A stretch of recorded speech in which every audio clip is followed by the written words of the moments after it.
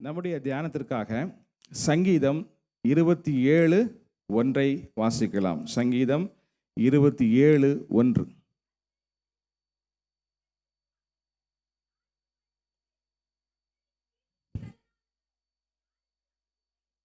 கர்த்தர் என் வெளிச்சமும் என் ரட்சிப்பும் ஆனவர், நான் யாருக்கு பயப்படுவேன்? கர்த்தர் என் ஜீவனின் பலனானவர், யாருக்கு அஞ்சிடுவேன்? வேதம் சொல்கிறது தேவன் ஒளியாயிருக்கிறார். God is light. வேதம் சொல்கிறது God is love. தேவன் அன்பாய் இருக்கிறார். தாவீது அவன் கர்த்தரை வெளிச்சமாக வைத்திருந்தான் வாழ்க்கையில். அநேகர் வந்திருக்கலாம். நீங்கள் ஒரு வேளை எவ்வளவோ என் வாழ்க்கையில் நான் முயற்சி செய்து விட்டேன், எனக்கு என்ன வழினே தெரியல, எப்படி இதிலேருந்து முன்னேறி போகிறதுனே தெரியல, என்னுடைய குடும்ப காரியத்தில், என்னுடைய பிள்ளைகளுடைய காரியத்தில், வியாபாரத்தில், அல்லது என்னுடைய உடல்நிலையில் ஏற்பட்ட மாற்றத்தில் ஒரே இருளாக இருக்கிறது. எத்தனையோ பேர் சொல்கிறத கேட்டிருக்கேன், என்னென்னவோ செஞ்சு பார்த்துட்டேன், அடுத்து என்ன செய்யணும்னு தெரியல அப்படின்னு இருக்கலாம். அப்படி யாராவது வந்திருக்கீங்களா? யாரும் வரலையா? ஒருவேளை உங்கள் மனசில் கேள்வி எழும்பலாம், இதுக்கு என்னதான் சொல்யூஷன்? ஒரு நிவர்த்தியும் இல்லையா? இந்த இருள் ஒரு கர்த்தரை அறியாத மனுஷனுடைய வாழ்க்கையில இந்த இருள் எங்குமே எல்லா இடத்துலையுமே இருக்கும். அதே போல கர்த்தரை அறிந்த ஜனத்தின் மத்தியிலும், கர்த்தரை அறிந்த மனுஷனுடைய வாழ்க்கையிலும், மனுஷியுடைய வாழ்க்கையிலும் கண்டிப்பாய் ஒரு இருள் வரத்தான் செய்யும். உங்கள் வாழ்க்கையில இருளை சந்தித்திருக்கீங்களா? ஆம். உங்களை விட, விசுவாசிகளை விட ஊழியர்களுக்கு இருள் அதிகமாக இருக்கும். எப்படி அதிகமாக இருக்கும்? சபையை எப்படி நடத்துவது, என்ன செய்தால் இந்த ஆட்கள் திரும்புவாங்க. இந்த தொப்பி கதை தெரியுமா? தொப்பியை எடுத்து இப்படி இப்படி ஆட்டினா, தொப்பியை போடுனா போடாதான். அப்புறம் நம்ம தொப்பியை போட்டால் என்ன ஆகுமா? போடுமா? அந்த மாதிரி என்னென்னமோ காரியத்தை நாங்கள் செஞ்சு பார்ப்போம், ஆனால் அதுக்குள்ள ஒரு ரிசல்ட் என்ன செய்யாது, ஊழியத்தில் வராது. எங்களுக்கும் ஒரு இருள் இருக்குது. எப்படி இந்த ஜனங்களை நடத்துவது? மோசையை போல. மோசை ரொம்ப படித்த ஆள்.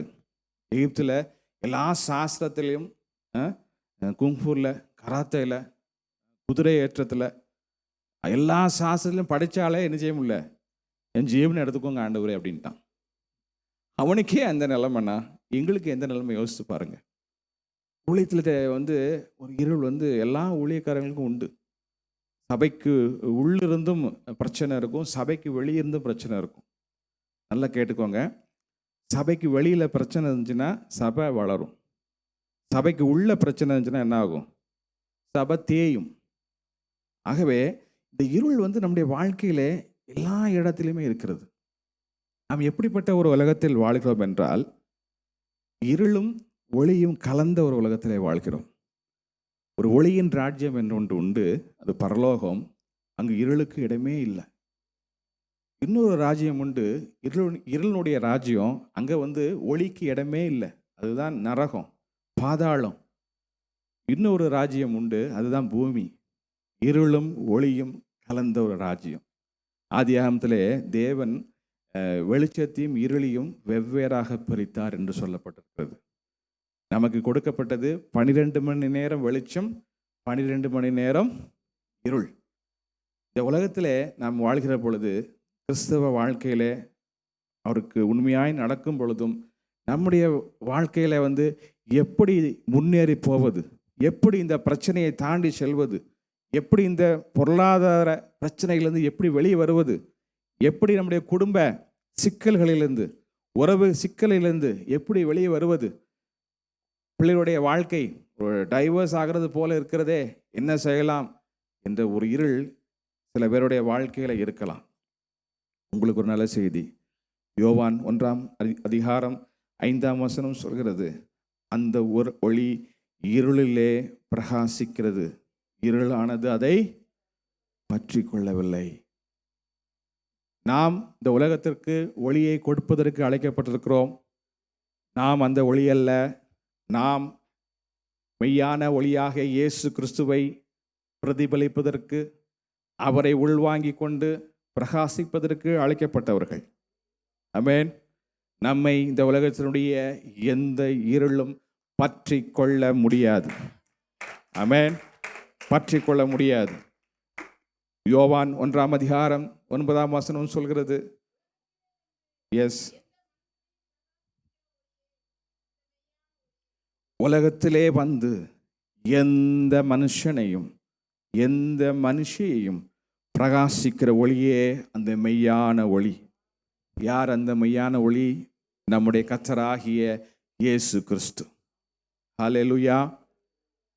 சரி, இப்போது கேள்வி வருகிறது. ஒரு விசுவாசி எப்படி இருளிலே நடக்க முடியும்? ஒரு விசுவாசி எப்படி இருளிலே நடக்க முடியும்? 1 யோவான் 1 திருப்பிக் கொள்ளுங்கள். 1 யோவான் 1 5 வாசிக்கலாம். அவரில்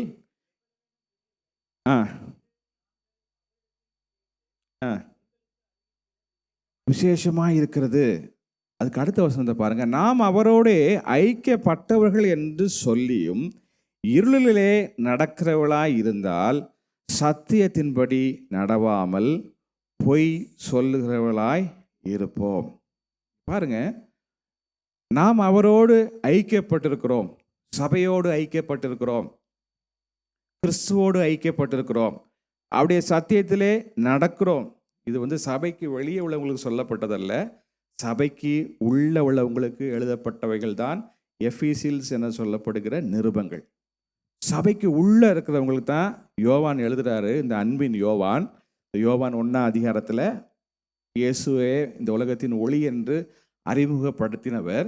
இந்த நிருபத்திலே எழுதும்போது சொல்லுகிறார், நாம் அவரோட ஐக்கியப்பட்டவர்கள் என்று சொல்லியும் இருளிலே நடக்கவர்களாய் இருந்தால் சத்தியத்தின்படி நடவாமல் பொய் சொல்லுவர்களாய் இருப்போம். அப்பொழுது இங்கே ஒரு ஆபத்தான ஒரு காரியம் சொல்லப்பட்டிருக்கிறது. நாம் சபையிலே இருந்தாலும், சபையிலே ஐக்கியப்பட்டிருந்தாலும், வேதத்தை வாசித்தாலும், ஜபம் செய்தாலும், என்ன காரியங்களை கிறிஸ்துவுக்காய் நாம் நடப்பித்தாலும் நம்முடைய வாழ்க்கையிலே இருள் இருப்பதற்கு வாய்ப்பு இருக்கிறது. ஆகவேதான் 1 யோவான் 1 சொல்கிறது, நாம் பாவம் செய்யவில்லை என்போமானால் நாம் அவரை பொய்யர் ஆக்கிறவர்களாய் இருப்போம், அவருடைய வார்த்தை நமக்குள் இராது. ஒருவன் கிறிஸ்துவுக்குள் வந்த பின்பும் அவனுடைய வாழ்க்கையிலே பாவம் அவனை எந்த நேரமும் மேற்கொள்வதற்கு முயற்சி செய்யலாம். ஆனால் ஒருவன் நான் பாவம் செய்யவில்லை, என் வாழ்க்கையிலே எந்த ஒரு குறைவும் இல்லை, நான் 100க்கு 100 நான் ரொம்ப பெர்ஃபெக்டாக இருக்கிறேன் எப்படின்னு ஒரு மனுஷன் சொன்னால் அந்த மனுஷன் பொய் சொல்லுகிறவனாக இருப்பான் என்று சத்திய வேதம் சொல்கிறது. ஏனென்றால் 1 யோவான் 2:10 பார்த்தீங்கன்னா, தன் சகோதரனிடத்தில் அன்பு கூறுகிறவன் ஒளியிலே நிலை கொண்டிருக்கிறான், அவனிடத்தில் இடறல் ஒன்றுமில்லை. நாம் பாவம் செய்யவில்லை, நாம் ஒளியிலே தான் நடக்கிறோம் என்று சொன்னாலும் நம்முடைய சகோதரனை, அதாவது இந்த அன்பு எங்கிருந்து ஆரம்பிக்கிறது? வீட்டிலிருந்து ஆரம்பிக்கிறது. கணவன் மனைவி, பெற்றோர் பிள்ளைகள் என்ற உறவிலிருந்து அது ஆரம்பிக்கிறது. நாம் அன்பாக இருக்கிறோம், சத்தியத்தில் நடக்கிறோம், ஒளியிலே இருக்கிறோம் என்று சொல்லியும் தன் சொந்த சகோதரனிடத்தில் அன்பு கூறாதவன் ஒளியிலே நிலை கொள்ளவில்லை. அப்போ இது ஒரு காரியத்தை நம்ம வழங்கிக் கொள்கிறோம். கிறிஸ்துவுக்குள் வந்த பின்பும், சத்தியத்தை அறிகிற அறிவை அடைந்த பின்பும் ஒரு மனுஷனால், ஒரு மனுஷியால் இருளிலே நடப்பதற்கு வாய்ப்பு இருக்கிறது. ஆகவே தான் வேதம் சொல்கிறது, நீங்கள் உலகத்தார் போல நடவாமல், இப்பிரபஞ்சத்துக்குரிய வேஷம் தெரியாமல். கர்த்தருடைய பிள்ளைகளை, உங்களோடு ஒரு வித்தியாசமான முறையிலே கர்த்தர் பேச விரும்புகிறார். ஆமென். இங்கே பாருங்க, நம்ம எல்லாருமே ஒளியினுடைய ராஜ்யத்தில் இருக்கிறோம், ஒளியின் ராஜ்யத்தில் இருக்கிறோம். இங்கு எந்த வகையான எவ்வளவேனும் இருள் இல்லை என்று தேவனை குறித்து சொல்கிறது. அதே போல அவருடைய சாயலிலே புது சிருஷ்டியாய் சிருஷ்டிக்கப்பட்டிருக்க நமக்கு நம்முடைய வாழ்க்கையிலே எந்த பகுதியிலும் ஒரு நடிப்பு வாழ்க்கை, ஒரு மாய்மாலமான வாழ்க்கை, இது மற்றவர்களுக்கு தெரியக்கூடாது என்ற ஒரு காரியம் நம்ம வாழ்க்கையிலே இருக்கவே கூடாது. நல்லா தெரிஞ்சுக்கோங்க. சில வேலைகளே, சில காரியங்கள் நம்முடைய வாழ்க்கையில ஒர்க் அவுட் ஆகலாம், சக்சஸ் ஆகலாம். என்றைக்குமே சக்சஸ் ரொம்ப ஆபத்தானது. ஏன் ஆபத்தானது? இந்த சக்சஸ் என்ன செய்யும்னா, வெற்றி என்ன செய்யும்னா, மமதையை என்ன செய்யும்? உண்டாக்கிவிடும். ஒருத்தன் ஆண்டவர் நல்ல ஸ்தானத்தில் வச்சிருந்தார், தன்னுடைய சிங்காசனத்துக்கு பக்கத்தில். ஆனால் அவன் மனசில் ஒன்று நினச்சான், சிங்காசனத்துக்கு மேலே, தேவனுடைய சிங்காசனத்துக்கு மேலே என்னுடைய சிங்காசனத்தை போடுவேன்னு சொன்னான். சொன்ன உடனே அதல்ல பாதாளத்தில் வீழ்த்தப்பட்டான். ஆமென். நம்முடைய வாழ்க்கையிலே தேவன் தருகிற வெற்றிகளை காட்டிலும் நாம் தோல்விகளை சந்திக்கும் பொழுது நம்மை தான் நாம் தாழ்த்துகிறோம். ஆமென். தேவனிடத்திலே திரும்புவதற்கு தேவன் நம்முடைய வாழ்க்கையிலே சில வேளைகளிலே இருளை அனுமதிக்கிறார். அதை புரிந்து கொள்ளாமல் தேவனால் அபிஷேகம் பெற்ற ஒரு மனுஷனை குறித்து நான் சொல்லுகிறேன். சிம்சோன் என்ற ஒரு மனுஷன் இருந்தான். உங்கள் எல்லாருக்கும் அவன் கதை தெரியும். நஸ்ரைய விரதத்திற்கு பிரதிஷ்டை பண்ணப்பட்டவன். பிறப்பதற்கு முன்பாகவே இப்படி ஒரு மகன் பிறப்பான் என்று முன்னுரைக்கப்பட்டவன். அவன் தேவனால் மிக வல்லமையாக வேதத்தில் உள்ள எல்லா கதாபாத்திரத்தை பார்க்கிலும் வித்தியாசமான முறையிலே தேவனால் பாவிக்கப்பட்டவன். அவனை போல ஒரு கேரக்டரை பைபிளில் எங்கேயுமே காண முடியாது. அப்படிப்பட்ட ஒரு அசுகாய சூரன் என்று சொல்லுவோமே, அதே போல உள்ள மனுஷனுடைய வாழ்க்கையிலே ஒரு இருள் இருந்தது. என்ன இருள்?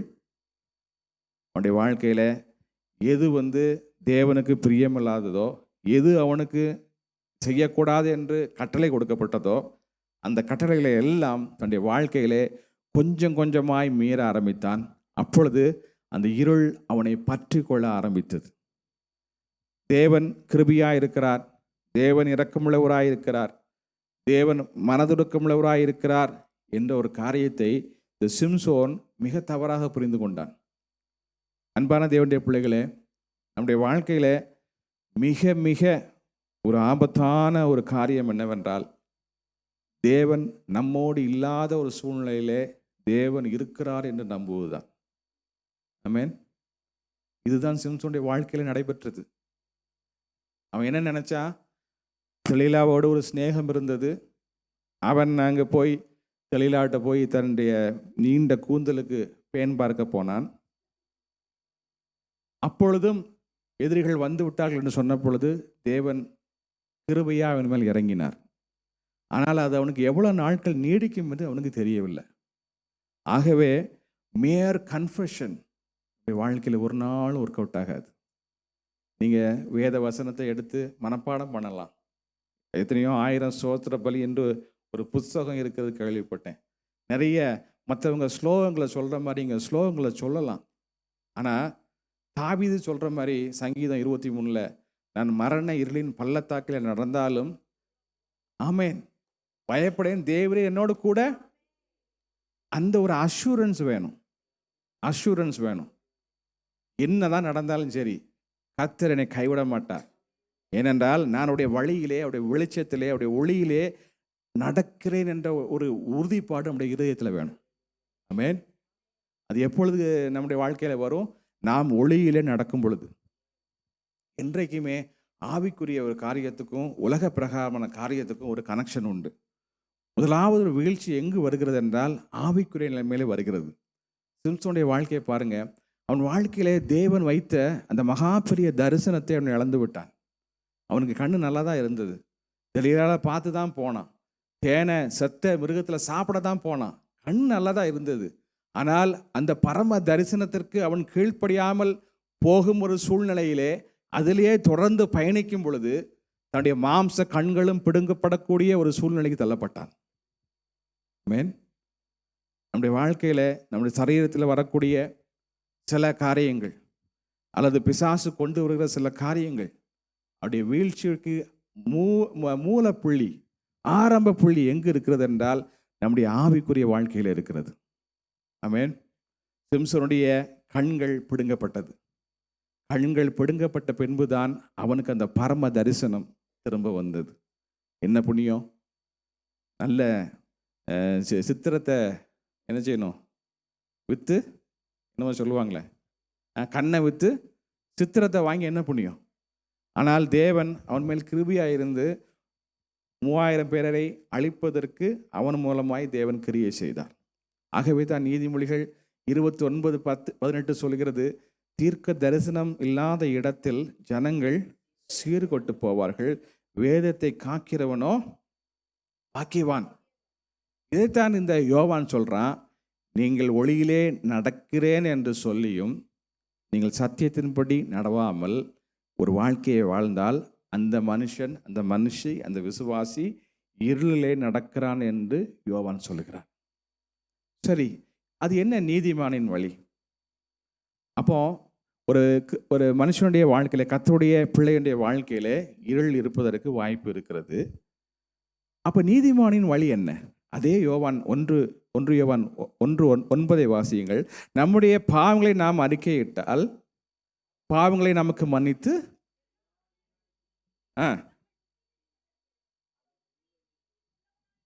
ஆமென், நம்மை சுத்திகரித்து நம்மை நீதி உள்ளவர் ஆக்குவதற்கு அவர் உண்மையும் நீதியும் உள்ளவராக இருக்கிறார்.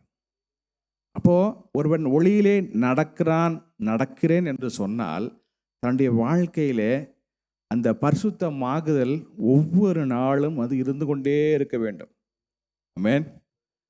ஏற்கனவே நான் பிரசங்கித்திருக்கிறேன், ரட்சிக்கப்பட்டேன், ரட்சிக்கப்படுகிறேன், ரட்சிக்கப்படுவேன்.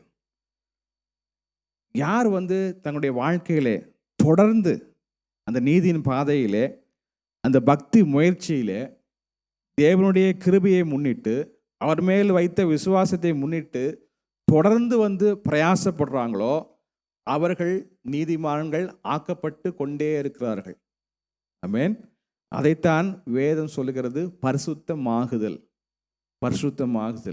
அந்த பரிசுத்தமாகுதலுக்கு ஒரு முடிவுண்டு. ஒன்று அவருடைய வருகையோ அல்லது உங்களுடைய மரணமோ, அதுதான் முடிவு.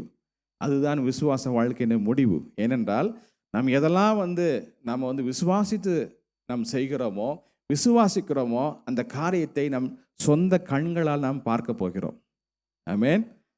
தேவன் ஒருவர் இருக்கிறார், தம்மை நோக்கி வேண்டிக் கொள்வர்களுக்கு பலன் அளிக்கிறார் என்று விசுவாசிக்கிறோம்.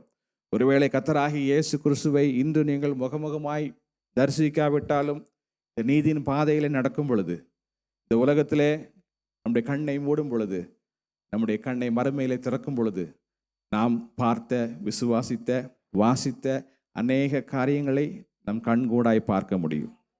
ஆமென். அதுதான் விசுவாசனுடைய வாழ்க்கை மேன்மை.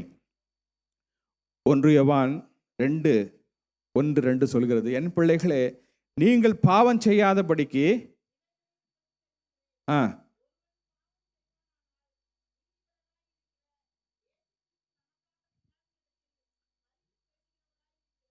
பரிந்து பேசுகிறவராய் இருக்கிறார். பாருங்க, ஒரு கிறிஸ்துவுக்குள் வந்த ஒரு மனுஷனுக்கு ஒளியிலே நடப்பதற்கு நமக்கு ஒரு அட்வொகேட் சுப்ரீம் கோர்ட்ல இல்ல, பரலோகத்திலே இருக்கிறார். ஆமென். பரலோகத்திலே ஒரு நல்ல ஒரு அட்வொகேட் நமக்காய் பிதாவினிடத்திலே பரிந்து பேசுகிற கர்த்தராகிய இயேசு கிறிஸ்து நமக்கு இருக்கிறார். ஆகவே தான் அவன் சொல்லுகிறான், நீங்கள் பாவம் செய்யாதபடிக்கு இவைகளை உங்களுக்கு எழுதுகிறேன். 2ஆம் வசனத்தை பாருங்க. நம்முடைய பாவங்களை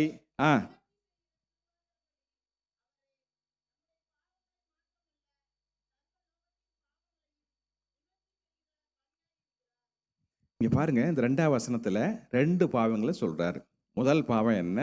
நம்முடைய பாவங்களை மாத்திரம் அல்ல. அப்ப என்ன பாவம்? அது யார் பாவம்? சபையுடைய பாவம். நம்முடைய பாவம்னா யார் பாவம்? கர்த்தரை விசுவாசிக்கிறேன், வேதத்தை வாசிக்கிறேன், ஜெபிக்கிறேன், காணிக்கை கொடுக்கிறேன், ஒற்றெல்லாம் மறிக்கொழுந்து எல்லாவற்றிலும் நான் தசமாக கொடுக்கிறேன், வாரத்துக்கு 2 தரம் உபவாசிக்கிறேன், கிறிஸ்துவை அறியாத அந்த ஜனத்தை போல நான் அந்நிய தெய்வத்தை சேவிக்காமல் ஜீவனுள்ள தேவனை சேவிக்கிறேன் என்று சொல்லுகிற விசுவாசிகளுடைய பாவத்தையும் பிளஸ் சர்வலோகத்தின் பாவத்தையும் நிவிர்த்தி செய்கிற கிருபாதார பலியாயிருக்கிறார். ஆமென். பிரியமான தேவனுடைய ஜனங்களே, உங்களிடம் ஒரு கேள்வி கேட்க விரும்புகிறேன். தேவன் ஒளியாய் இருக்கிறார், அவரில் எவ்வளவு வேணும் இல்லை. ஒரு கேள்வி, நாம் அந்த பேரொளியை, அந்த காணக்கூடாத ஒளியை நெருங்க நெருங்க நாம் நம்மை குறித்து மேன்மையாக எண்ணுவோமா, அல்லது நம்மை குறித்து நாம் இப்படி இருக்கிறோமே, அல்லது நம்முடைய ஒரு கீழான நிலைமையை குறித்து நம்ம எண்ணுவோமா? சொல்லுங்க. அப்படியா? சரி, இதில் தான் ஒரு பெரிய ட்ரிக் இருக்குது. தேவனை நெருங்க நெருங்க, அந்த பேரொளியை நெருங்க நெருங்க, நம்முடைய வாழ்க்கையிலே இதுவரை தெரியாத புள்ளிகள், கரும்புள்ளிகள் எல்லாம் தெரிய ஆரம்பிக்கும். ஆமென். வேதத்தில் ஒரு பகுதியை காட்ட விரும்புகிறேன். ஏசாயா 6ஆம் அதிகாரத்தை எடுத்துக்கொள்ளுங்கள். ஏசாயா 6ஆம் அதிகாரத்தை. அதிகாரம் எப்படி தொடங்குகிறது என்றால், உசியா ராஜா மரணமடைந்த வருஷத்திலே ஆண்டவர் உயரமும் உன்னதமான சிங்காசனத்தின் மேல் வீற்றிருக்க கண்டேன். அவருடைய வஸ்திர தொங்கலால் தேவாலயம் நிறைந்திருந்தது. பாருங்க, ஒரு பரலோக காட்சியை, கர்த்தராகிய இயேசு கிறிஸ்துவை முகமுகமாய் இந்த ஏசாயா தீர்க்கதரிசி தரிசிக்கிறான், ஆவியிலே தரிசிக்கிறான். இந்த ஏசாயா தீர்க்கதரிசி இஸ்ரவேலிலே மிகப்பெரிய தீர்க்கதரிசியாக அறியப்பட்டவன். இந்த 6ஆம் அதிகாரம் எழுதப்படுவதற்கு முன்பாக உள்ள 5 அதிகாரங்களிலும் இந்த ஏசாயாவை கொண்டு தேவன் மிக அழகாய் தம்முடைய ஜனத்தோடு பேசியிருக்கிறார். நீங்கள் 1ஆம் அதிகாரத்தில் பார்த்தீங்கன்னா பாருங்கள், நம்முடைய பாவங்கள் செவரே இருந்தாலும் உறைந்த மலையை போல் வெண்மையாகும், அவைகள் இரத்தாம்பர சிவப்பாக இருந்தாலும் பஞ்சை போல ஆகும் என்று தம்முடைய ஜனத்திற்கு தேவன் பேசின ஒரு தீர்க்கதரிசி. நீங்கள் அதுக்கு முன்னால் இந்த 5 அதிகாரத்தை வாசித்து பார்த்தீங்கன்னா ரொம்ப அற்புதமாக அவன் பேசியிருப்பான். அப்படிப்பட்ட அந்த ஏசாயா தீர்க்கதரிசி தேவனுடைய குரலை கேட்கிறவன், தேவனுடைய சித்தத்தை ஜனங்களுக்கு சொல்லுகிறவன். அவன் தன்னுடைய வாழ்க்கையிலே இதுவரை பார்த்திராத ஒரு காட்சியை பார்க்கிறான். பரலோகத்திலே கேருபீன்கள் சேராபீன்கள் மத்தியிலே வாசம் செய்யும் தேவாதி தேவனை அவன் கண்ட பொழுது, அந்த பேரொளியை கண்ட பொழுது அவன் சொல்லுகிறான், அவன் என்ன சொல்லுகிறான்?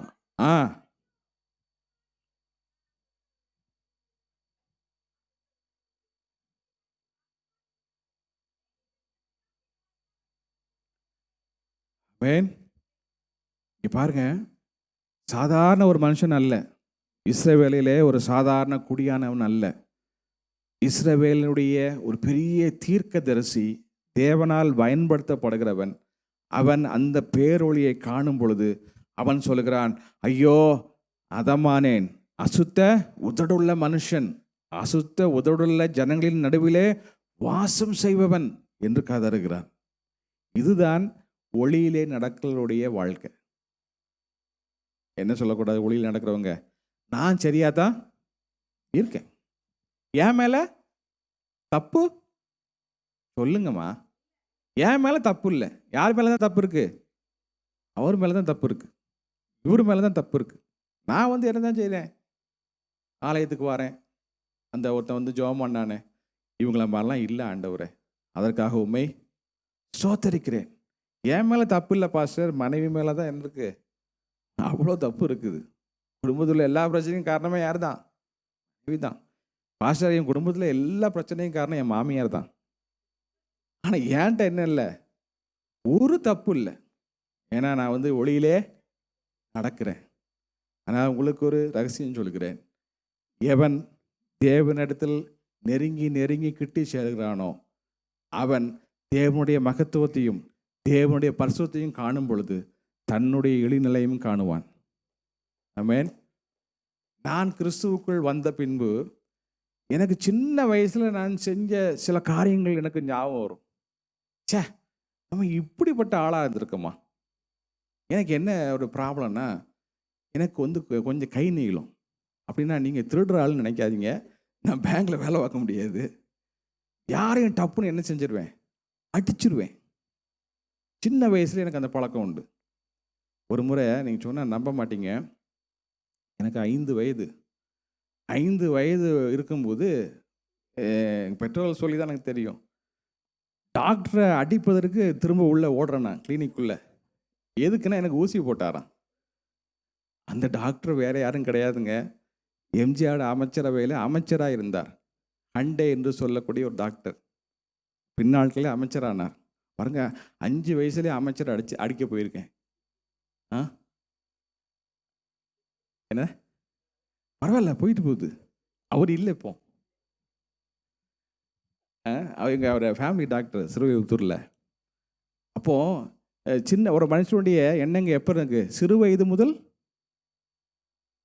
நல்ல வேலை இருக்குதா, சின்ன வயசில் எப்படி தான் இருக்குது, ஃபுல்லாக இருக்குது. அது மட்டும் இல்லை, தாவீது தெளிவாக சொல்கிறான், என் தாய் என்னை இதோ நான்.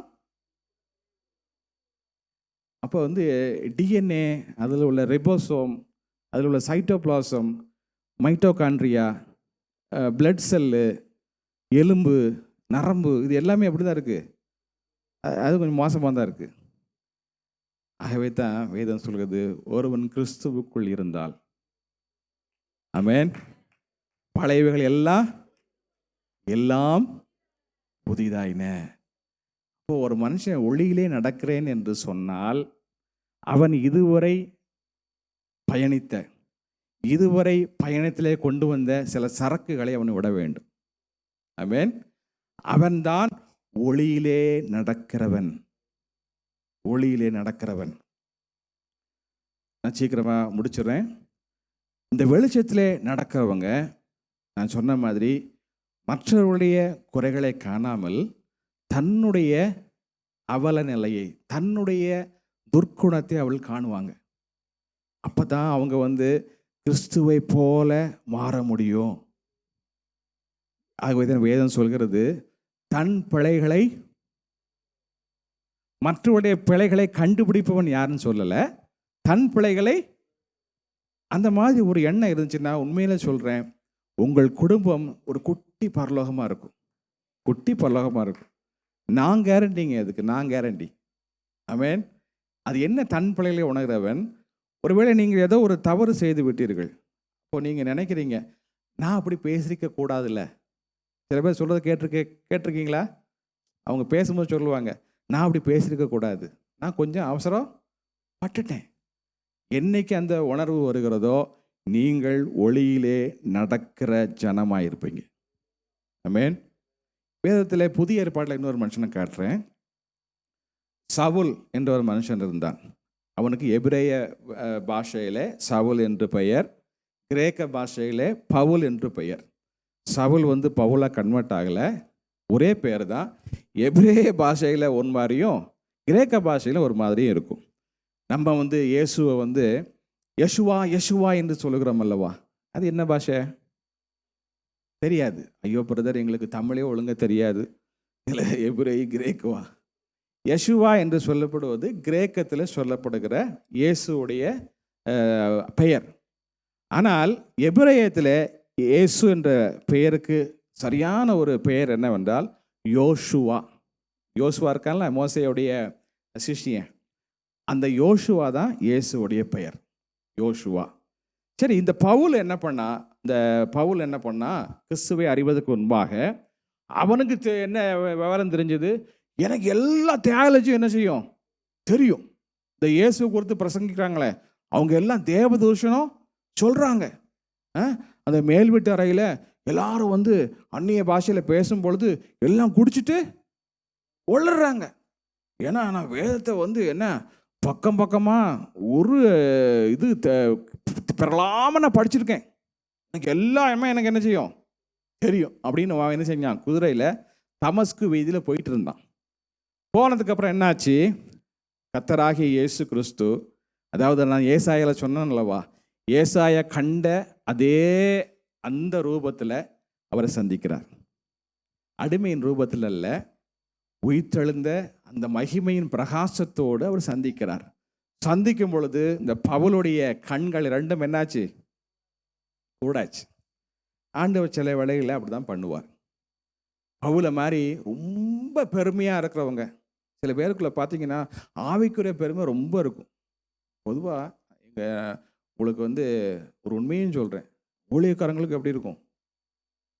பாஸ்டருக்குள்ளே நீங்கள் பார்த்தீங்கன்னா தெரியும். உன் சபையில் எத்தனை பேர் இருக்காங்க? 100 பேர்.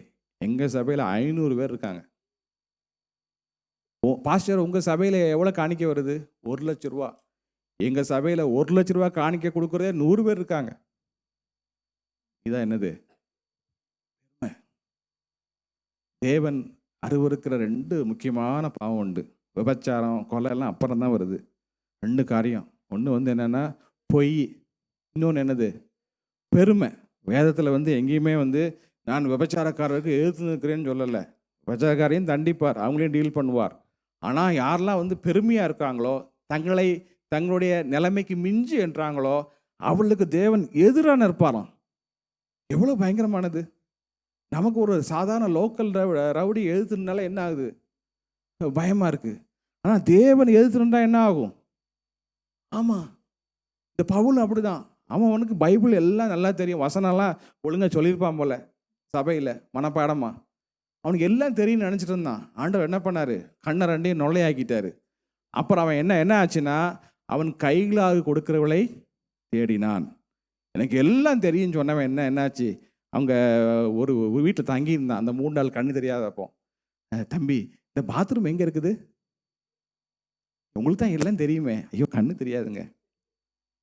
தேவன் சில வேளைகளில் நம்முடைய வாழ்க்கையில் இருளை அனுபவிப்பதற்கு காரணம் என்னவென்றால், நம்மை நாம் உணர்ந்து கொள்வதற்கு, நாம் யார் என்று உணர்ந்து கொள்வதற்கு. சரி, தேவன் எப்படி நம்முடைய வாழ்க்கையில் அந்த இருளை வெளிச்சமாக்குகிறார்? சங்கீதம் 23:4 எல்லாருக்கும் தெரியும், வாசிங்க. 23:4. நான் மரண இருளின் பள்ளத்தாக்கில் நடந்தாலும் தேவரீர் என்னோட கூட இருக்கிறீர், என்னை தேற்றும். திரும்ப சொல்கிறேன், நான் ஏற்கனவே சொன்ன மாதிரி, மேர் கன்ஃபஷன் won't work. தமிழில் சொல்லவா? வெறும் இந்த வசனத்தை சங்கீதம் 23 சங்கீதம் 91 காலையில் மனப்பாடமாக நீங்கள் வாசிக்கிறதோ அல்லது நீங்கள் சொல்கிறதோ, அதனால தேவன் உங்கள் கூட வருவது இல்லை. ஆமென். வருவதில்லை. அந்த கன்ஃபஷனால் வருவதில்லை. நாம் உண்மையிலே ஒளியிலே நடப்பதனால் அவர் நம்மோடு வருகிறார். ஏனென்றால் நான் ஏற்கனவே அந்த கீவேஸில் சொன்னேன், தேவன் ஒளியாக இருக்கிறார், அவரில் எவ்வளவு வேணும். அப்போ அந்த எவ்வளவு வேணும் இருளாத அந்த பேரொளி, அந்த பேரொளியை வாஞ்சிக்கிற ஜனத்தோடு தான், அந்த வாஞ்சிக்கிற மகனோடு தான் அவர் இருப்பார். இல்லைங்க எனக்கு இதுவும் வேணும் அதுவும் வேணும், இது தேவைப்பட்டால் அதையும் நான் எடுத்துக்கணும்னா இருக்க மாட்டார். ஹல்லேலூயா. ஒரு மனுஷனுடைய வாழ்க்கையில் பழைய ஏற்பாட்டில் நீங்கள் பார்த்தீங்கன்னா, ஆதியாகமம் 32:31 அவன் பெனியேலை கடந்து போகையில் சூரியன் உதயமாயிற்று. இங்கே பாருங்க, நம்ம வேதத்திலே நல்ல ஒரு பக்கா ஃப்ராடு ஒருத்தன் உண்டு. அவனை பற்றி நம்ம கேள்விப்பட்டிருக்கோம். யாரு? யாக்கோபு. அவன் யாரு? பக்கா ஃப்ராடு. சாதாரண ஃப்ராடு இல்லை. எப்போ முதற்கொண்டு ஃப்ராடு? வயிற்றில் இருக்கிறது முதற்கொண்டு ஃப்ராடு. யார் முதல்ல வரலன்னா அங்கேயே சண்டை. காலை பிடிச்சுக்கொண்டு என்ன செஞ்சானா? பிறந்தானா? ட்வின்ஸு. யார் ஃபஸ்ட்டு? ஆமென். அப்படிப்பட்ட அந்த யாக்கோபு எத்தனா இருந்தான். அவன் பெனியேலே கடந்து போகையில் சூரியன் உதயமாயிற்று. இந்த சூரியன் உதயமான பின்பு, அந்த வெளிச்சம் வந்த பின்பு அவன் என்ன செய்கிறான்? ஆதியாகமம் 35:2 உங்களிடத்தில் இருக்கிற அந்நிய தெய்வங்களை விலக்கி போட்டு உங்களை சுத்தம் பண்ணி கொண்டு உங்கள் வஸ்திரங்களை மாற்றுங்கள் என்று சொன்ன பொழுது அவன் என்ன செய்கிறான்? இந்த யாக்கோபு தன்னுடைய மாமனார் வீட்டில் இருந்த பொழுது யாக்கோபுடைய மனைவிமார் என்ன பண்ணாங்க? அவன் வழங்கின அந்த சுரூபத்தை என்ன செஞ்சாங்க? எடுத்துக்கொண்டு இந்த பரிசுத்த பாதையில் வந்தாங்க. வந்தபோது தேவன் அவர்களுக்கு இடைப்பட்ட பொழுது அவன் என்ன செய்தான்? அவர்களை கர்வாலி மரத்தின் கீழே புதைத்து போட்டான். நாம் ஆவிக்குரிய பயணத்தில் பயணிக்கும் பொழுதும், சத்தியத்திலே நாம் நடக்கிறேன் என்று சொல்லும் பொழுதும், நம்மோடு நாம் விட்டு வந்த சில காரியங்கள் நம்மோடு பயணிக்கும். அது பல காரியமாக இருக்கலாம். ஒன்று பெருமையாக இருக்கலாம், அல்லது நம்முடைய கோபமாக இருக்கலாம், அல்லது நம்முடைய யாக்கோவை போல அந்த ஒரு ஃப்ராடுத்தனம் இருக்கலாம், அல்லது புறங்கூறுதல் இருக்கலாம், பொய் இருக்கலாம். நம் கிறிஸ்துவுக்குள் வந்த பின்பும் அந்த காரியங்கள் நம்மோடு பயணிக்கும். நமக்கு தெரியாது. அவன் கடைசியில் தான் கண்டுபிடிச்சான். இந்த மாதிரி ஒரு சுரூபம், ஒரு விக்கிரகம் என்னோடு பயணிக்கிறது என்று கண்டுபிடித்த பின்பு, அவன் வெளிச்சத்தை கண்ட பின்பு அவன் கர்வாலி மரத்தின் கீழே அவைகளை புதைத்து போட்டான். ஆதியாகமம் 35:7 பார்த்தீங்கன்னா, அவன் எல்லாம் புதைத்து போட்ட பின்பு தேவன்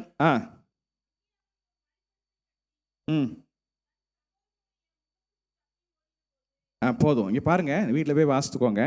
இங்கே பாருங்க, 35:7 35 அதிகாரம் ஃபுல்லாக வாசித்து பார்த்தீங்கன்னா, முதல்ல தகவலனுக்கு அவன் தப்பி ஓடி போகும் பொழுது அவன் பெத்தேலிலே அவன் அந்த தரிசனத்தை, தேவனுடைய வீட்டை காண்கிறான். இது வானத்துடைய வாசல் என்று சொல்லுகிறான். அந்த பெத்தேலை கடந்து பெனியேலிலே போகும் பொழுது அந்த தேவதூதனோட போராட்டம்லாம் நடந்த பின்பு சூரியன் உதித்தது. நீதியின் சூரியன் அவன் மேல் உதித்தது. அவன் அந்த வெளிச்சத்தை கண்ட பின்பு மீண்டுமாய் தான் தேவன் தரிசனமான அந்த பெத்தேலுக்கு வருகிறான். அந்த பெத்தேல் எப்படி மாறுகிறது என்றால் ஏல் பெத்தேலாய் மாறுகிறது. இதுதான் முக்கியங்க. நாம் தேவனுடைய வீடு வீடுன்னு சொல்கிறதுல அது புண்ணியம் இல்லை. அதாவது நான் தேவனுடைய பிள்ளை, ரட்சிக்கப்பட்டிருக்கிறேன், ஞானஸ்நானம் எடுத்துட்டேன், அபிஷேகம் பண்ணிட்டேன், ஆண்டவருக்காக ஊழியம் செய்கிறேன், தசமாக கொடுக்குறேன், சபையில் எல்லாருக்கும் ஹெல்ப் பண்ணுறேன், எல்லாம் நல்லது, தேவனுடைய வீடாக இருக்கலாம். ஆனால் பெத்தேலுக்கும் ஏல் பெத்தேலுக்கும் என்ன வித்தியாசம் என்றால், பெத் என்ற எபிரேய வார்த்தைக்கு இடம் என்று பெயர். பெத் அதாவது குரோம்பேட்டை, சவுகார்பேட்டை இந்த மாதிரி இருக்குல்ல, உடுமலைப்பேட்டை, நம்ம பேட்டைன்னு சொல்லதான் என்னது எபிரேய பாஷையில் பெத்துனா இடம். ஏல் என்றால் அந்த ஏலோகிம் வாசம் செய்கிற பெத்தேல். ஏல் என்றால் தேவன். அப்போ அதனை ஏல் பெத்தேல். ஏல் பெத்தேல்லாம் ஏற்கனவே சொல்லியிருக்கிறேன். உங்களுக்கு 4-5 வீடுகள் சொந்தமாக இருக்கிறது. ஆனால் நீங்கள் ஒரே நேரத்தில் 5 வீடுகளும் குடியிருக்க முடியாது. உங்களுக்கு குடியிருப்பதற்கு ஒரே ஒரு வீடு தான் இருக்க முடியும். மற்ற 4 வீடு நீங்கள் வாடகைக்கு தான் விட முடியும். இந்த ஏல் பெத்தேல் என்றால் தேவன் வாசம் செய்கிற தேவாலயம் என்று பெயர். ஆமென். அதுதான் பெயர் கிறிஸ்தவத்திற்கும் உண்மை கிறிஸ்தவத்திற்கும் உள்ள வித்தியாசம். அந்த ஆதியாகமம் 35:10 பாருங்க. இப்பொழுது உன் பெயர் யாக்கோபு, இனி உன் பெயர் யாக்கோபு எனப்படாமல் இஸ்ரவேல் என்று பெயர் வழங்கும் என்று சொல்லி அவனுக்கு இஸ்ரவேல் என்று பெயரிட்டான். பாருங்க, யாக்கோவுடைய அந்த நீண்ட பயணத்தில் இந்த யாக்கோபு தன்னுடைய தாத்தாவாகிய ஆபிரகாமுடைய அழைப்பிலே அவன் பயணிக்கிறான். ஆபிரகாம், ஈசாக்கு என்னுடைய வாக்குத்தத்தத்தின் அடிப்படையிலே தன்னுடைய வாழ்க்கையிலே அவர் தன்னுடைய பயணத்தை தொடங்குகிறான். தன்னுடைய வாழ்க்கையிலும் பல வகையான ஒரு ஆவிக்குரிய ஒரு முன்னேற்றத்துக்குள்ளாய் வருகிறான். வருகிற பொழுது அப்பொழுதுதான் அவனுடைய வாழ்க்கையிலே அவனுடைய பெயர் மாற்றப்படுகிறது. அந்த ஆபிரகாமுடைய ஆசீர்வாதம் அவன் மேல் வந்து விழுகிறது. அல்லேலூயா. சபையிலேருந்து அநேகர் இன்னும் அந்த பெத்தேலே தங்கி விடுவாங்க. இன்னும் சில பேர் பெனியேலிலே தங்கி விடுவாங்க. ஆனால் நீங்களே தேவன் வாசம் செய்யும் தேவாலயமாக இருக்கிறீங்க. அது எப்படி இருக்கணும்னா, தேவன் குடியிருக்கக்கூடிய தேவாலயமாக இருக்கணும். வெறும் நாம்கி பாச இருக்கக்கூடாது. டேனியல் பெயர் வைக்கிறது என்ன பெரிய பெருமை இருக்குது? அல்லது அசாரியா இந்த பெயர் வைப்பாங்க. எங்கள் ஊர் சைடில் என்ன பெயர் வைப்பாங்கன்னா, ஞானமணி, தங்கமணி, அப்புறம் நேசமணி. அதான் நாகர்கோயிலில் ஃபேனில் எழுதி போட்டிருந்தாங்களாம். உபயம்னு இருப்பாங்களா, நேசமணி பொன்னையான்னு. வெள்ளைக்காரன் வாசத்தானா, நாசமா நீ போனியா. பெயர்கள் நல்லது தான், ஆனால் உண்மையிலே தேவன் வாசம் செய்யும் தேவாலயமாக இருக்க வேண்டும். சரி, ஒரு கேள்வி வருகிறது. தேவனுக்குள்ளாய் நான் வந்து விட்டேன், நான் சத்தியத்தில் நடக்கிறேன், சத்தியத்துக்குள்ளே நடந்தாலும் என் வாழ்க்கையில் என்னுடைய குறைகளை எல்லாம் அறிக்கையிட்டாலும் சில வேளைகளிலே இருள் வருகிறதே. அது ஏன் வருகிறது? வேதத்தில் ஒரு பேட்டர்ன் இருக்கிறது. வசனத்தை எடுக்க நேரம் இல்லை, நீங்கள் போய் பார்த்துக்கொள்ளுங்க. ஆசரிப்பு கூடாரத்தை பார்க்கும் பொழுது 3 பகுதியாக இருந்தது. ஒன்று பிரகாரம், அடுத்து பரிசுத்த ஸ்தலம், அடுத்து மகா பரிசுத்த ஸ்தலம். இந்த பிரகாரத்திலே சூரியனுடைய வெளிச்சம் இருந்தது, தட் இஸ் அவுட்டர் கோர்ட். அடுத்து இன்னர் கோர்ட், பரிசுத்த ஸ்தலத்திலே குத்து விளக்குடைய வெளிச்சம் இருந்தது. ஆனால் மகா பரிசுத்த ஸ்தலத்திலே காரிருளே குடியிருந்தது. நீங்கள் கிறிஸ்துவுக்குள்ளாய் வரும் பொழுது ஆரம்பத்திலே உங்கள் வாழ்க்கையிலே அற்புதங்கள் நடக்கும், அடையாளங்கள் நடக்கும், உங்களுடைய மந்தைகள் பெருகும், ஆடு மாடுகள் பெருகும், வியாபாரம் ஓகோ என்று போகும். ஆனால் பரிசுத்த ஸ்தலத்திலே வரும்பொழுது சூரியனுடைய பிரகாசம் இல்லாமல் அதைவிட குறைவான ஒரு பிரகாசம், குத்து விளக்கூடிய பிரகாசம் உண்டாயிருக்கும். இன்னும் நீங்கள் தேவனை விசுவாசித்து விசுவாசித்து இன்னும் நடக்கும் பொழுது காரிருள் மாத்திரமே இருக்கும். ஆனால் உங்களுக்கு ஒரு நல்ல செய்தி, அந்த காரிருளிலே தேவனுடைய உடன்படிக்கை பற்றி இருக்கிறது. தேவனுடைய அழைப்பும் கிருபை வரங்களும் ஒரு நாளும் மாறாதவைகள். ஆமென். கெட்டு போகாத மன்னா அந்த காரிருளிலே உண்டு. தேவனுடைய 10 கட்டளைகள் அங்கே உண்டு. ஆரோனுடைய குளிர்த்த தோல் அந்த காரிருளிலே உண்டு. அது மாத்திரமல்ல, தேவாதி தேவன் பேரொளியாயிருக்கிறவர் அங்கு பிரசன்னமாவார். ஆமென். அவரே வெளிச்சமாயிருப்பார். இதைத்தான் வெளிப்படத்திலே சொல்கிறது. சூரியனும் காணப்படவில்லை, சந்திரனும் காணப்படவில்லை, ஆட்டுக்குட்டியானவரே அதற்கு வெளிச்சமாய் இருப்பார். தேவனே அதற்கு வெளிச்சமாய் இருப்பார். இந்த யாக்கோபுடைய வாழ்க்கையும் பாருங்க. அவன் பெத்தேலை கடந்து பெனியேலை கடந்து ஏல் பெத்தேலையும் பிரதிஷ்டை செய்து வந்த பின்பு திரும்பவும் ஒரு இருள் வருகிறது அவன் வாழ்க்கையில். என்ன இருள் வருகிறது? தன்னுடைய மிகவும் நேசித்த ஒரு குமாரன் காணாமல் போகிறான். யாரு? யோசேப்பு. அப்போ யாக்கோபு நினைக்கலாம், தேவன் என் வாழ்க்கையில் இவ்வளவு மேன்மையை தந்தாரே, இவ்வளவு ஆவிக்குரிய அனுபவத்தை தந்தாரே, ஆனால் என் வாழ்க்கையில் நான் இறுதி காலம் வரை நான் அழுது கொண்டே இருக்க வேண்டுமா என்று ஒரு கேள்வி வருகிறது.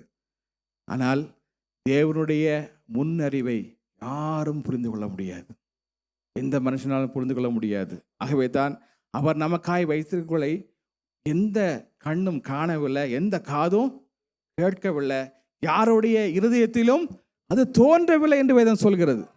ஆமென். அப்படி ஒரு சூழ்நிலை இருக்கும் பொழுது நான் ஒன்று மாத்திரம் செய்வேன், அவரை இன்னும் அதிகமாய் நான் விசுவாசிப்பேன். ஆமென். இன்னும் அதிகமாய் விசுவாசிப்பேன். என் வாழ்க்கையில நிச்சயமாக அந்த இருள் மாறத்தான் செய்யும். ஒரு இருள் ஒன்று இருந்தால், இரவு ஒன்று இருந்தால் கண்டிப்பாக விடியல் என்று ஒன்று இருக்கத்தான் செய்யும். ஆமென். ஹல்லேலூயா. அப்போ அந்த யாக்கோபுடைய வாழ்க்கையை பாருங்க. அந்த யோசேப்பு எகிப்துக்கு கொண்டு போகப்படுகிறான். அங்கே போன அப்புறமும் யோசேப்புடைய வாழ்க்கையிலும் இருள் வருகிறது. அவன் வாழ்க்கையிலே தரிசனம் பெற்றவன், தீர்க்க தரிசன ஆவியை உடையவன். அவன் வாழ்க்கையிலே அவன் பார்த்ததுக்கு நேர் எதிராக இருள் வருகிறது. சிறையிருப்புக்குள்ளாய் போகிறான், பொய்யான குற்றச்சாட்டுக்குள்ளாய் போகிறான். ஆனால் கடைசியில் முடிவில் என்ன நடக்கிறது? அவன் பார்வோனுக்கு அடுத்த ஸ்தானத்திலே உயர்த்தப்படுகிறான். ஆமென். யாக்கோபுடைய ஃபியூனரல் பாருங்க, அது வரைக்கும் நடக்காத, அந்த ஏரியாவில் நடக்காத ஒரு ஃபியூனரல் முழு கவர்மெண்ட் மரியாதையோட போய் நடக்கிறது. ஆமென். அவன் சாதாரணமாக ஆடு மேய்ச்சிட்டு இருந்திருப்பான் வனாந்திரத்தில். அவன் இறந்து போனால் சும்மா தூக்கி போட்டிருப்பாங்க. ஆனால் முழு எகிப்திய இராணுவமும் யாக்கோபுடைய அந்த பிரதேசத்தை சுமந்து கொண்டு அடக்கம் செய்தார்கள் ராஜ மரியாதையோட. ஆனால் யாக்கோபு அதை நினச்சிருப்பானா? ஆகவே தான் வேதம் ஆபிரகாமின் தேவன் என்று சொல்வதை காட்டிலும், ஈசாக்கின் தேவன் என்று சொல்வதை காட்டிலும் வேதத்தில் 300 முறைகளுக்கு அதிகமாய் யாக்கோபின் தேவன் என்று சொல்கிறது. ஆமென். யாக்கோபின் தேவன் என்று சொல்கிறது. 2 கொரிந்தியர் 3:2 எங்கள் இருதயங்களில் எழுதப்பட்டும் சகல மனுஷராலும் அறிந்து வாசிக்கப்பட்டும் இருக்கிற நிருபம் நீங்களே. ஒருவன் ஒளியிலே நடந்தால் அவன் வாழ்க்கையில இந்த வசனம் அவன் வாழ்க்கையில வெளிப்பட வேண்டும். என்ன வெளிப்பட வேண்டும்? வாசிக்கப்படத்தக்க நிருபமாய், ரீடபிள் எபிசலாக இருக்க வேண்டும். அதாவது உங்களது தேவனுடைய சமூகத்தில் மிகவும் ஒரு கண்ணியத்தோடு சொல்லுகிறேன், ஒரு கிறிஸ்தவ மனுஷனுடைய வாழ்க்கையில் அந்த பேரொளியை கண்ட ஒரு மனுஷனுடைய வாழ்க்கையில் ஒரு மறைவை தவிர வேறு மறைவு இருக்கக்கூடாது. என்ன மறைவு?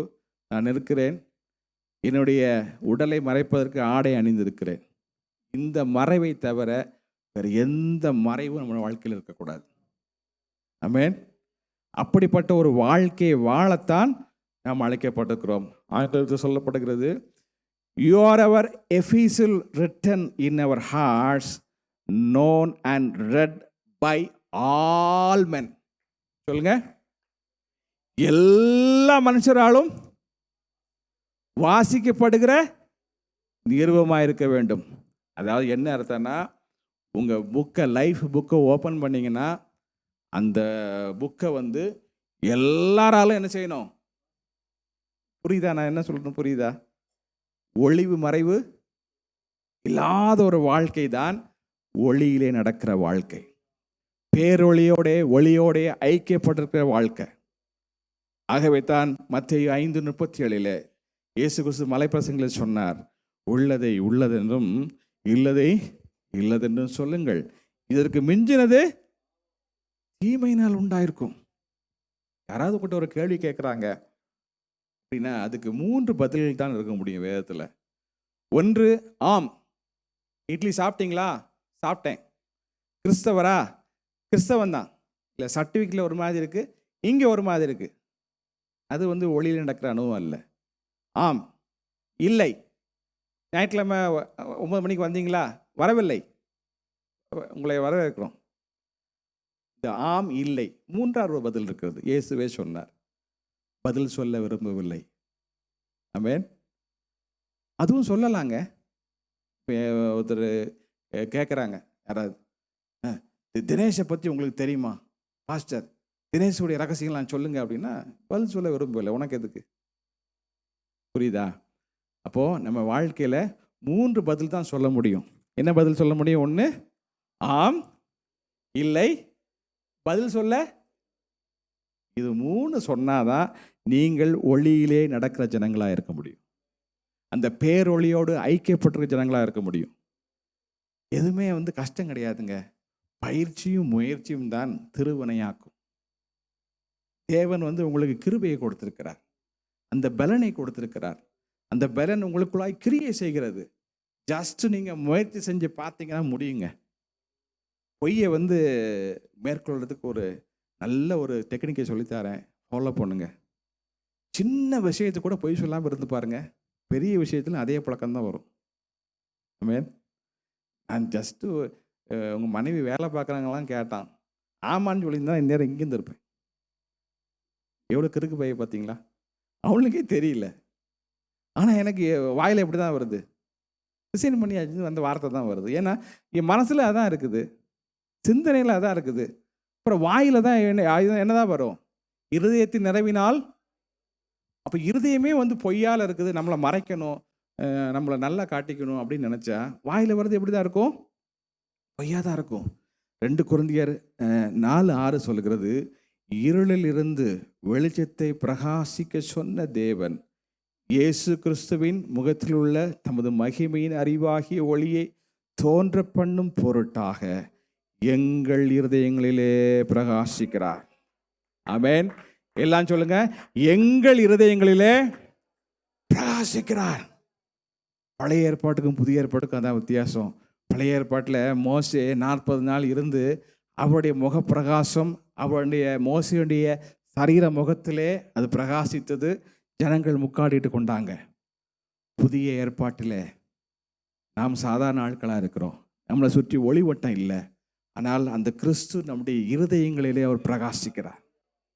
அந்த லைட் வந்து ரேடியேட் ஆகிறது, எமனேட் ஆகிறது உள்ளிருந்து. என்னால் கிறிஸ்துவே தேவனுடைய ஞானமும் தேவனுடைய பலமும் இருக்கிறார். ஆகவே தான் கீழே வாசிக்கிறோம், எப்பக்கத்திலும் நெருக்கப்பட்டும் நாங்கள் ஒடுங்கி போகிறதில்ல, கீழே தள்ளப்பட்டோம் மடிந்து போகிறதில்ல, துன்பப்படுத்தப்பட்டோம் கைவிடப்படுகிறதில்ல, கலக்கம் அடைந்தோம் மன முறிவு அடைகிறது இல்லை. ஆமென். கடைசியாக உங்களுக்கு தேவன் கொடுத்த ஒரே வசனத்தை சொல்லி முடிக்கிறேன்.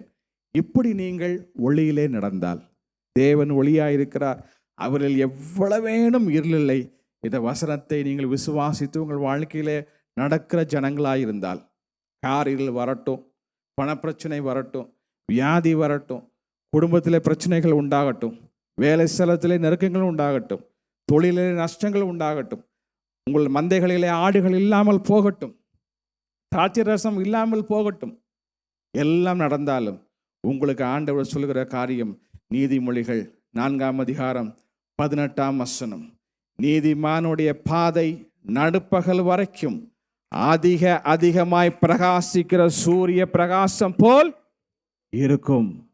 பாருங்க, டே பை டே, நாளுக்கு நாள் அதிகமாய் பிரகாசிக்கிற சூரிய பிரகாசம் போல் உங்களுடைய பாதை இருக்கும். ஆமென். என்ற நேரம் முடிந்து விட்டது.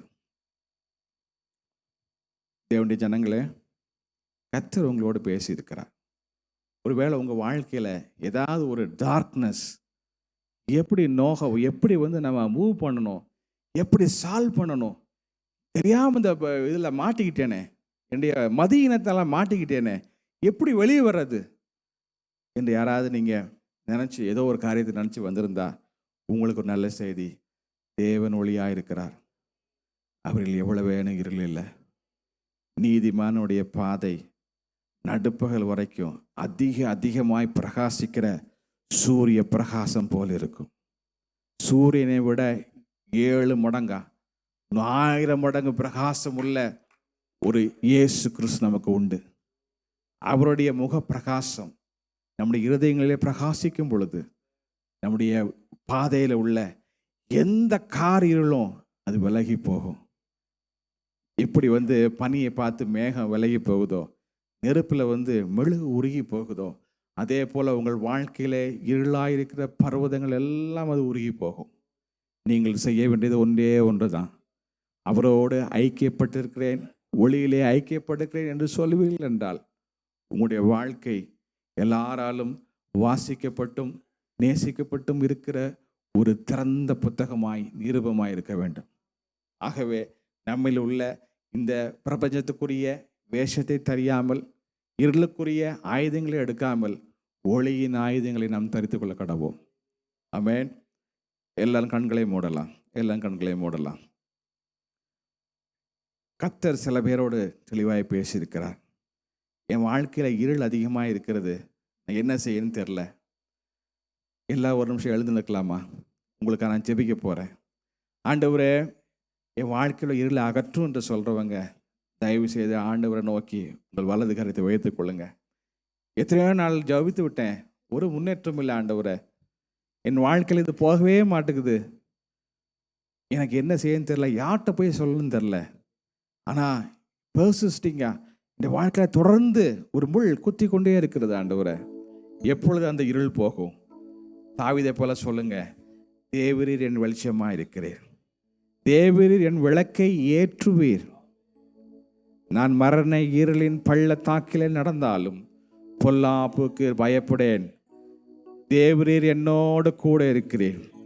ஜஸ்ட் சொல்றதுக்காக அல்ல, ஒரு அஷ்யூரன்ஸோட சொல்லுங்க, தேவரீர் என்னோடு கூட இருக்கிறீர், உமது கோலும் உமது தடியும் என்னை தேற்றும். ஆண்டவர்கிட்ட கேளுங்க, ஆண்டவரே என் விளக்கை மங்கி எரிகிற திரிய ஆண்டவரே நீ அணையாத தேவன் அல்லவா, அந்த திரிய ஆண்டவரே நீர் சரி செய்து அதை வெட்டி விட்டு நல்லா கொழுந்து விட்டு எரியும்படி செய்யுங்க ஆண்டவரே. ஆசரிப்பு கூடாரத்தை போல ஆண்டவரே என் வாழ்க்கையில ஆரம்ப நிலையிலே சூரியனுடைய வெளிச்சம் இருந்தது, அடுத்து குத்து விளக்குடைய வெளிச்சம் இருந்தது, இப்பொழுதோ காரிகளை போல உணர்கிறேன் ஆண்டவரே.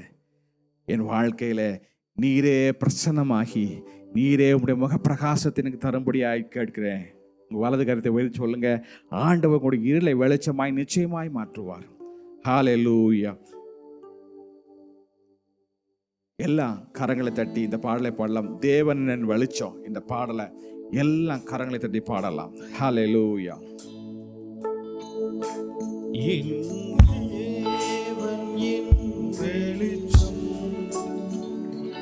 என்னை ரட்சிப்பவர் அவரே,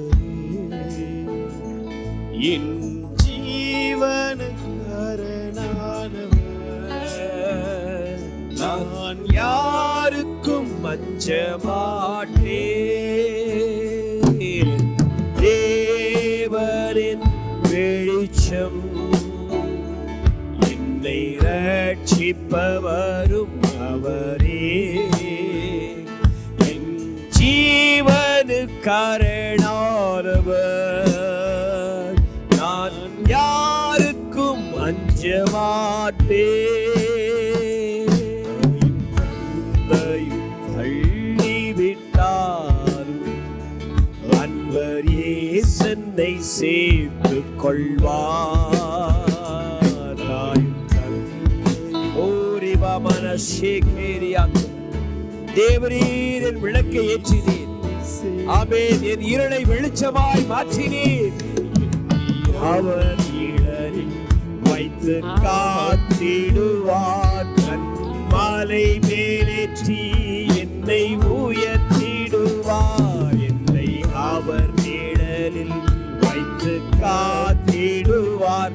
கன்மலை மேலேற்றி என்னை உயர்த்திடுவார்.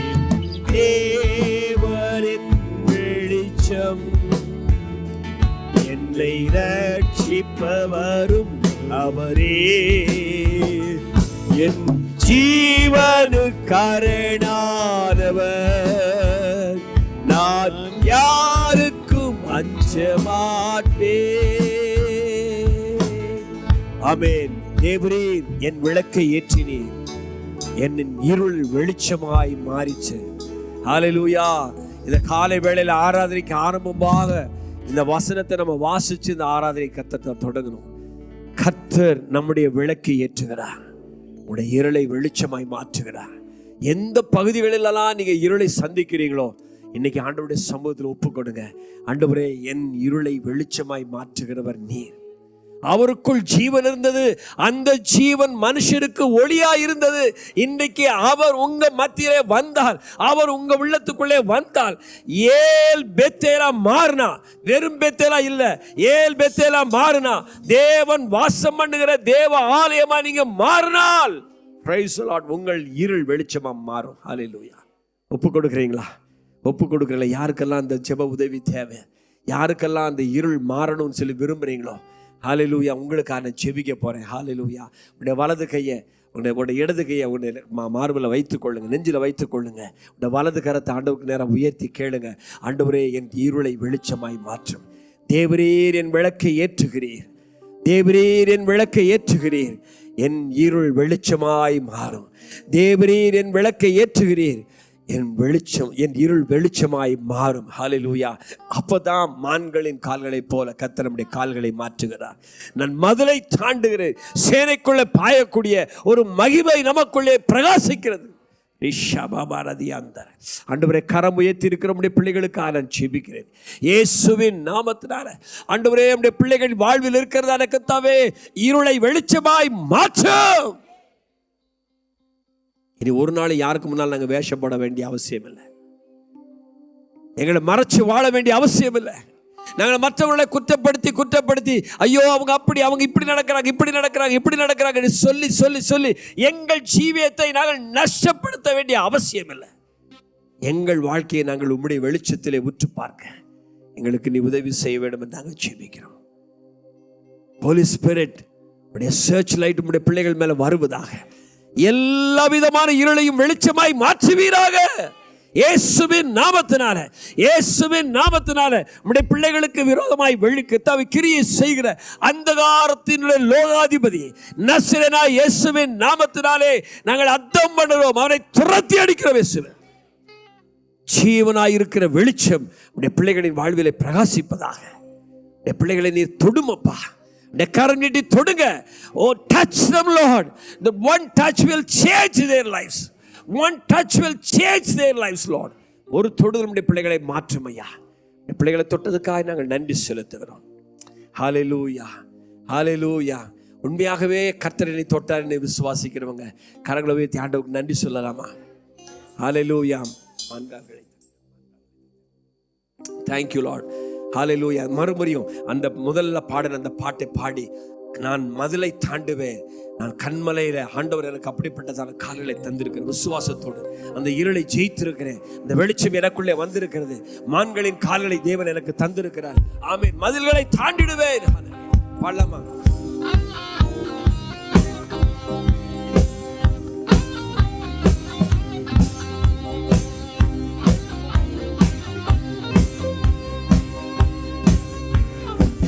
கால்களை தந்தீரையா, மதில்களை தாண்டிடுவே. நிலைத்து பார்க்காத உயரங்களுக்காய் நித்தமும் நன்றி சொல்வேன். கால்களை தந்தீரையா, மதில்களை தாண்டிடுவே. நினைத்து பார்க்காத உயரங்களுக்காய் நித்தமும் நன்றி சொல்வேன். நன்றி நன்றி நன்றி நன்றி நன்றி, நித்தம் ஓயாமல் பாடுவேன். நன்றி நன்றி சொல்லுங்க. நன்றி நன்றி நன்றி. ஓ ஹalleluya. இருளை வெளிச்சமாய் மாற்றினபடியால் நன்றி நன்றி நன்றி நன்றி நன்றி, நித்தம் ஓயாமல் பாடுவேன். ஆண்டவரே, என் விளக்கை நீ ஏற்றினபடியால் உமக்கு நன்றி. என் இருளை வெளிச்சமாய் மாற்றினரே.